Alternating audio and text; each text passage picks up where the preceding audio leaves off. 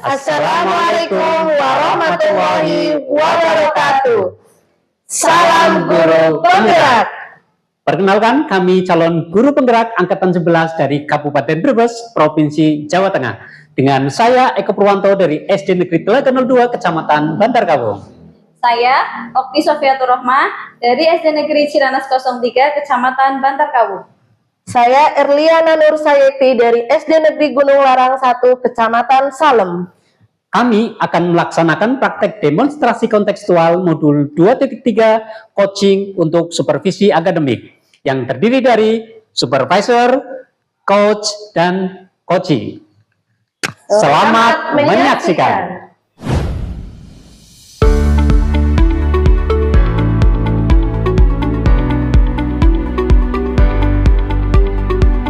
Assalamualaikum warahmatullahi wabarakatuh, Bu Okti. Waalaikumsalam, Pak Eko. Alhamdulillah ya Bu Okti, hari ini kita bisa berjumpa kembali. Ya. Ngomong-ngomong, bagaimana ini kabarnya hari ini Bu Okti? Alhamdulillah baik, Pak Eko. Baik Bu Okti. Sebelum kita memulai proses coaching hari ini, Bu Okti, di sini saya sebagai supervisor yang nanti akan melihat percakapan Bu Okti dengan coaching. Ya. Namun sebelum Bu Okti memulai percakapannya, ini perlu Ibu tahu bahwa ini ada beberapa hal yang perlu saya sampaikan terkait dengan rubrik penilaian dalam observasi saya.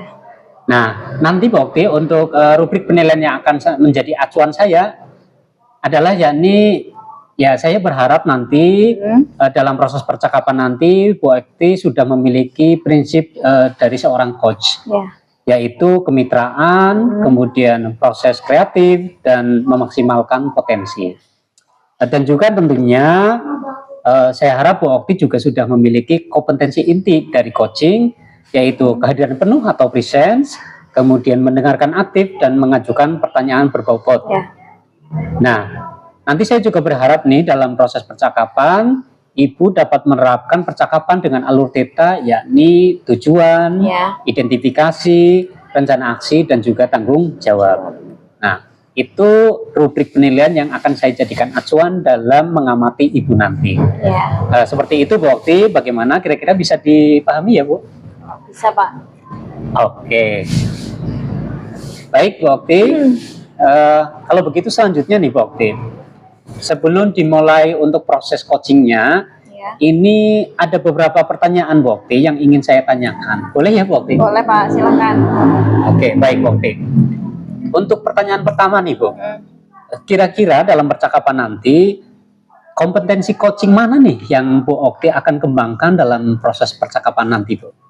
Baik Pak, untuk kompetensi yang akan saya kembangkan dalam percakapan coaching nanti itu ada dua ya Pak. Yang pertama itu mengajukan pertanyaan berbobot, kemudian yang keduanya kompetensi yang akan saya kembangkan yaitu mendengarkan dengan aktif menggunakan teknik rasa. Baik Bu, jadi Bu Okti nanti akan mengembangkan kompetensi mendengarkan aktif dengan teknik rasa dan juga mengajukan pertanyaan berbobot dengan kemudian ini Bu, dari dua kompetensi yang sudah Bu Okti sampaikan tadi, ini bagian kompetensi mana nih Bu yang nantinya secara spesifik akan atau ingin Ibu kembangkan dalam percakapan nanti Bu? Yang lebih spesifik yang akan saya kembangkan yaitu kompetensi mendengarkan aktif menggunakan teknik rasa, karena dengan mendengarkan aktif saya akan bisa menggali potensi-potensi dari coach tersebut agar dia dapat menemukan solusi dari permasalahannya Pak. Iya, baik Bu Okti. Ya, memang mendengarkan aktif ini menjadi salah satu kunci ya Bu Okti, agar seorang coach nanti Bu Okti dapat menggali banyak hal dari coachingnya nanti. Nah, kemudian untuk pertanyaan terakhir nih Bu Okti, ini terkait dengan indikator keberhasilan atau ketercapaian Bu Okti. Kira-kira tolak ukur yang bagaimana nih Bu Okti terkait dengan indikator ketercapaian yang ingin Ibu tuju dalam percakapan nanti? Indikator keberhasilan yang ingin saya capai di percakapan coaching nanti itu saya bisa melakukan percakapan coaching menggunakan alur tirta secara runtut, kemudian saya juga bisa menggali potensi-potensi yang ada di dalam diri Koci agar dia bisa menemukan solusi dari permasalahannya. Seperti itu, Pak. Baik, Bu. Kemudian Bu, dari indikator yang sudah disampaikan tadi Ya. terkait prosesnya yang meliputi Tirta ya Bu, alur Ya. Tirta, kemudian juga ide-ide dari Koci bisa tergali dengan maksimal dalam percakapan nanti. Semoga seperti itu ya Bu. Iya. Baik Bu. Jadi hanya itu Bu Okti yang dapat saya tanyakan, dan selebihnya monggo Ibu bisa langsung memulai percakapan dengan Koci, dan mudah-mudahan saja dapat berjalan dengan lancar Amin. sesuai dengan indikator-indikator Ya. ketercapaian atau keberhasilan yang sudah ditentukan tadi. Seperti itu ya Bu. Iya. Jadi sudah siap ya Bu Okti? Siap, Pak. Baik, kalau seperti itu silakan bisa dimulai proses coachingnya Bu. Ya, Monggo, Bu. baik, Pak. Terima kasih. Baik, monggo Bu. Nggih. Assalamualaikum warahmatullahi wabarakatuh, Bu Erlin. Waalaikumsalam warahmatullahi wabarakatuh, Bu Okti. Bagaimana kabarnya, Bu? Alhamdulillah baik, Bu. Cuma ada sedikit permasalahan nih, Bu, yang sedang saya hadapi di kelas. Gitu. Jadi ada sedikit mengganggu pikiran saya gitu loh, Bu. Oh, begitu. Kira-kira apa permasalahannya, Bu? Sepertinya Bu Erlin sangat terpikirkan sekali akan masalah itu. Barangkali ingin menyampaikan keluh kesahnya Bu Erlin, silakan, nggak apa-apa Bu. Iya nih Bu, jadi belakangan ini kan hasil belajar saya di kelas 5 gitu tuh sangat rendah. Jadi dalam proses pembelajaran juga kayaknya itu mereka kurang semangat gitu Bu, tiap kali mengikuti pembelajaran saya, terutama pada pembelajaran IPAS. Jadi motivasi belajar mereka itu cenderung rendah gitu Bu. Jadi saya ingin berdiskusi nih dengan Bu Okti tentang masalah yang saya hadapi. Mudah-mudahan dapat terselesaikan Bu. Jadi yang ingin dicapai oleh Bu Erlin apa nih setelah kita melakukan percakapan kita hari ini? Ya Bu, jadi harapannya saya bisa mendapatkan solusi nih dari permasalahan yang saya hadapi sekarang ini, agar kedepannya hasil belajar siswa di kelas saya itu dapat meningkat, dan target pembelajaran yang sudah saya tentukan juga bisa tercapai dengan baik. Baik Bu, menurut pengamatan Bu Erlin, penyebab dari permasalahan yang Ibu temui itu apa Bu? Gitu. Jadi penyebabnya itu sepertinya ya Bu, yang saya lihat itu kayak mereka itu merasa bosan, karena memang dalam pembelajaran yang saya lakukan itu kebanyakan hanya menggunakan metode ceramah saja Bu. Kemudian sumber belajarnya pun saya itu cenderung lebih menekankan pada penggunaan LKS saja, karena itu menurut saya itu lebih praktis. Ternyata karena saya memang hanya mengandalkan LKS, itu cenderung anak-anak kok kayak merasa bosan gitu Bu. Baik, dari permasalahan yang sudah disampaikan oleh Bu Erlin tadi, kondisi ideal seperti apa yang ingin dicapai oleh Bu Erlin? Bu, jadi saya itu menginginkan anak-anak yang ada di kelas saya itu menjadi interaktif gitu Bu. Kemudian bersemangat ketika mengikuti pembelajaran saya. Kemudian kalau memang mereka interaktif, bersemangat, otomatis kan nanti nilainya pun akan meningkat gitu Bu. Itu sih Bu. Betul sekali Bu Erlin. Dari kondisi yang sekarang menurut Bu Erlin, kalau dari skala 1 sampai 10 kira-kira berada di skala berapa nih Bu? Oke Bu, kalau dari skala 1 sampai 10 mungkin di skala 5 ya Bu, karena memang dari 12 siswa yang ada di kelas saya itu hanya separohnya Bu yang memang mampu mencapai nilai KKM. Kira-kira kalau berdasarkan pengamatan Bu Erlin, apa langkah-langkah atau solusi yang bisa dilakukan untuk mengatasi permasalahan tersebut? Oke Bu, jadi saya akan mencoba menggunakan metode pembelajaran yang bervariatif ya Bu di kelas saya, seperti adanya diskusi, adanya kerja kelompok, adanya presentasi ya Bu, kemudian demonstrasi, ataupun memang nantinya adanya praktikum. Jadi nanti kedepannya saya akan mencoba menerapkan juga berbagai sumber belajar. Kemudian sumber belajarnya pun nanti saya sesuaikan nih dengan kebutuhan belajar murid-murid saya. Sangat baik sekali Bu. Selain itu, adakah langkah atau solusi lain Bu yang bisa dilakukan oleh Bu Erlin? Oke Ibu, ada sih Bu, memang kebetulan kan di sekolah saya itu adalah daerah pegunungan ya Bu. Kemudian mayoritas orang tuanya pun kan bekerja kebanyakan petani dan perkebun gitu kan. Jadi saya kedepannya itu ingin melibatkan orang tua siswa untuk pembelajaran saya nanti. Jadi nanti anak-anak itu kan bisa belajar secara langsung ke alam. Kemudian anak-anak kan dapat melibatkan orang tua untuk berdiskusi sehingga nanti pada proses pembelajaran IPAS itu anak-anak jauh lebih konkret gitu media pembelajarannya. Jadi anak-anak jauh lebih bisa memahami materi ajar yang saya ajarkan. Dari langkah-langkah atau dari langkah-langkah solusi yang akan Bu Erlin lakukan tadi, kira-kira berapa angka ideal yang ingin dicapai oleh Bu Erlin dari melihat skala? Ya Ibu, jadi dari setelah saya melakukan langkah-langkah tersebut tuh dari skala 1 sampai 10 saya mungkin 8, 9 sih ya Bu. Itu yang saya yakin itu kedepannya bisa mencapai skala itu Bu. Baik sekali Bu Erlin. Kira-kira rencana apa yang akan Ibu lakukan setelah kita melakukan percakapan hari ini Bu untuk menangani masalahnya Bu Erlin? Ibu, jadi rencana kedepannya itu saya akan mencoba nih Bu untuk menggunakan metode pembelajaran yang lebih bervariatif. Apalagi sekarang itu kan ada pembelajaran berdiferensiasi ya Bu ya. Nanti saya akan mencoba nih mengaplikasikannya di kelas saya. Kemudian dalam penggunaan media ajarnya pun nanti kan saya akan menyesuaikan dengan kebutuhan belajar murid-murid saya. Mungkin itu. Sangat bagus sekali rencananya Bu. Nah, setelah saya melihat rencana-rencana Bu Erlin, komitmen seperti apa yang akan Bu Erlin lakukan agar rencananya itu bisa berjalan dengan baik Bu? Iya Bu, jadi saya itu berkomitmen ya Bu, itu untuk merealisasikannya. Jadi kedepannya mudah-mudahan saya dapat merealisasikannya itu dengan baik gitu, dengan maksimal. Di samping apa yang sudah saya sampaikan tadi ya Bu, saya juga akan melakukan pemetaan kebutuhan belajar murid terlebih dahulu. Agar kedepannya pembelajaran yang saya laksanakan itu betul-betul adalah pembelajaran yang berpihak pada murid. Sehingga kedepannya tujuan pembelajarannya pun dapat tercapai dengan baik. Bu, rencana-rencananya. Kemudian menurut Bu Erlin ada tidak Bu dukungan lain yang dibutuhkan selain dukungan yang disampaikan tadi Bu?